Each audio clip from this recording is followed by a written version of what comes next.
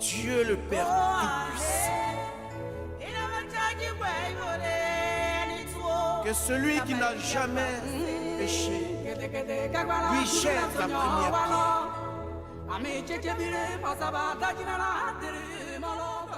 pierre. Mais vous instruire sur le cadre légal de la création du Coran.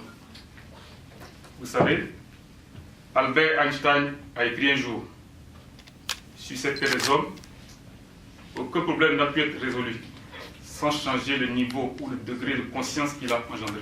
Fin de citation. Je vais vous parler du cadre légal du Coran. Conformément à l'article 5 du chapitre 1, titre 1 des statuts du Front populaire ivoirien, tel que précisé par les articles 57 et 58 du règlement intérieur, le Front populaire ivoirien consacre, conformément au principe de la liberté d'expression, l'entière liberté de discussion en son sein. Dans le respect des statuts et règlements intérieurs, les militants peuvent s'organiser en courant à l'intérieur du FPI. De ce fait, il a été créé le 30 mars 2014 à Bonois, en Côte d'Ivoire, un courant dénommé Front populaire ivoirien plus social et humaniste, ou courant humaniste. Le courant humaniste regroupe en son sein tous les militants et sympathisants du Front populaire ivoirien qui adhèrent à sa ligne idéologique. Maintenant, les objectifs du courant. Les objectifs fondamentaux du courant humaniste, c'est de corriger en profondeur l'état ci-dessus cité, disons l'état, les déviations qui hypothèquent l'avenir du parti, et d'y instaurer un peu plus de social et d'humanisme. Pour atteindre ces objectifs, le courant humaniste veut donc instaurer un renouveau, plus contradictoire, mais pas belliqueux et indiscipliné, plus respectueux des valeurs et des idéaux du socialisme et de l'humanisme, pour en définitive amener la direction du parti à faire d'une réalité son slogan qui est « d'abord le peuple ». Et pour terminer, je voulais citer Karl Marx, qui est lui également cité par Jean Jaurès, qui est l'un des précurseurs du socialisme. Le socialisme est cette idéologie où le politique ne se hasarde pas à entrer dans une course au sinécure, c'est-à-dire au mercantisme, mais où le politique s'engage à souffrir pour servir au mieux ses compatriotes. Félicitations, je vous remercie.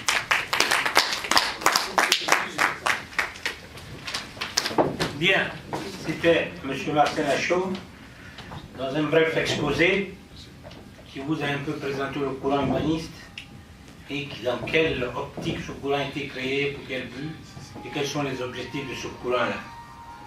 Comme je dis, chers frères, nous sommes ici ce soir, avant d'entrer dans une discussion grande et profonde, de permettre d'abord que l'acte pour lequel nous sommes là soit posé, afin que, dans le débat, nous puissions, avec nos frères qui sont là, partager et arriver à nous comprendre. Donc, comme je l'ai dit, en vertu des textes du courant,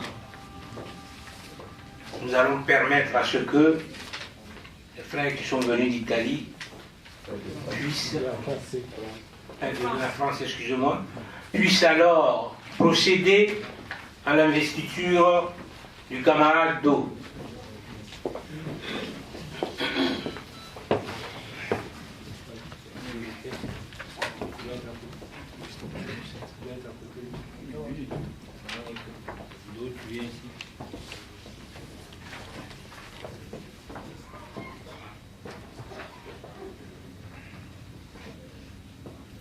Conformément à l'article 32 du Code de conduite du courant humaniste, vu les dispositions 58 et 60 relatives aux organes du courant humaniste à l'extérieur, il est procédé à la nomination du camarade Benado au poste de premier coordinateur régional adjoint Europe du courant humaniste, FPI plus social et humaniste.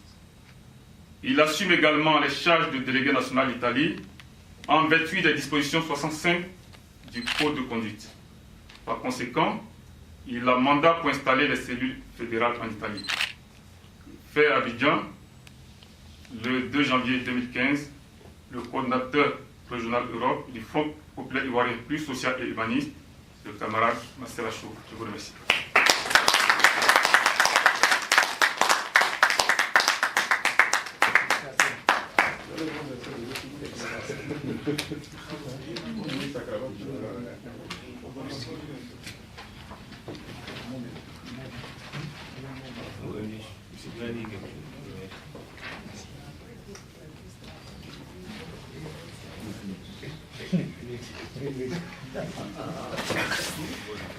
Bien.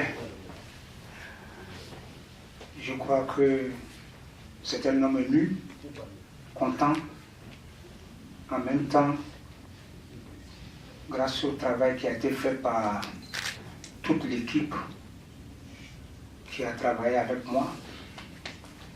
C'est en commun accord que nous avons pu faire ce travail à ce que je sois aujourd'hui nommé.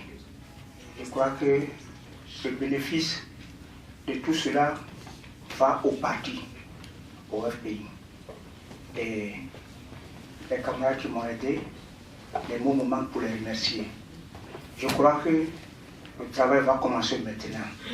C'est maintenant qu'il nous appartient d'aller dans les villes pour expliquer aux gens, aux camarades. Et je crois que malgré la situation très difficile que nous connaissons tous, je pense qu'avec l'aide de tout un chacun, je vais assumer cette lourde responsabilité. Je compte sur tout le monde. Je remercie les camarades qui ont confiance en moi. Et je pense qu'avec tout le monde, vous ne serez pas déçus. Et nous allons faire ce travail avec abnégation. Je vous remercie.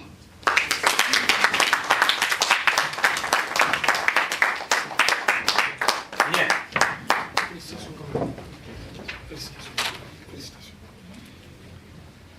Bien.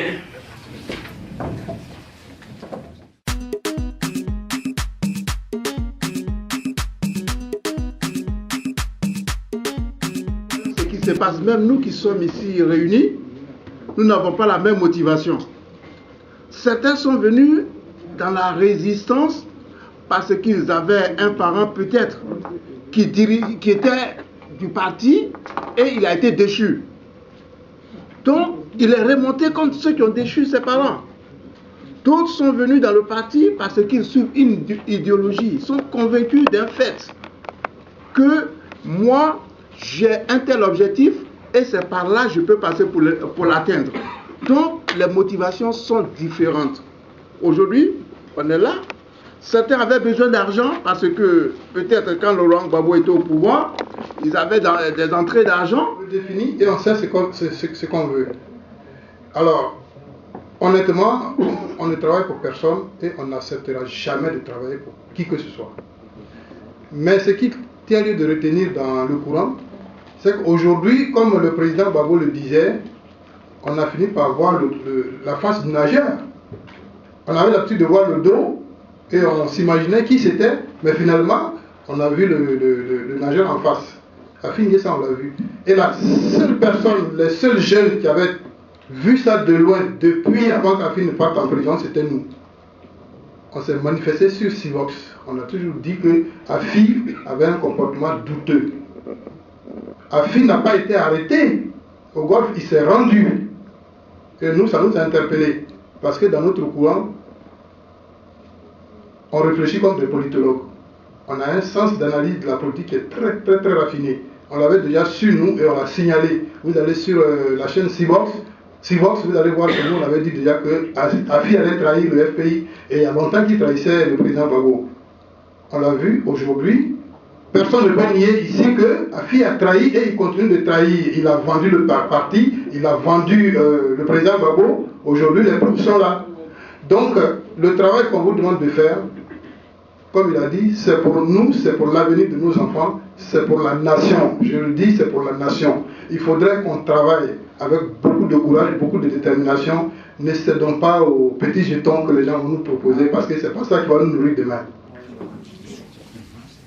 Pour reprendre la préoccupation du camarade qui représente le camarade Dano Aimé, je voulais juste rapidement lire le dernier paragraphe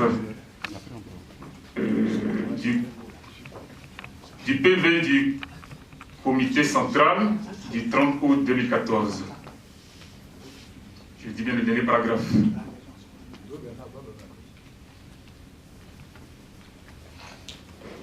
Relativement à la commission électorale indépendante CEI, il est ressorti de l'exposé du président du parti que des éléments nouveaux sont intervenus dans la situation et qu'il convient de prendre en compte dans l'appréciation du dossier. Il s'agit de la mise en place de façon unilatérale d'un bureau de la CEI au mépris du principe du consensus qui a motivé la décision d'un représentant du FPI à la CEI. En réaction, les deux représentants de l'Alliance ont suspendu leur participation aux travaux de la CEI. Ils ont été suivis dans leur décision par le représentant des mouvements des forces d'avenir MFA, parti politique membre du RHDP, et par un des représentants des confessions religieuses qui a déploré l'échec du consensus préconisé. À la suite du président, 160 personnes se sont inscrites pour le débat. La question ayant été largement débattue, le comité central a décidé de la trancher par un vote. Le scrutin organisé sous la supervision du comité de contrôle a donné les résultats suivants. Inscrits 259, votant 259, résultat 8, à la présence du FPI dans la CEI 119 voix, non favorable au retrait 138 voix, bulletin nul 2. Par conséquent, le comité central décide du retrait de la CEI du représentant du FPI. Je voulais terminer là. Pour revenir sur les dispositions,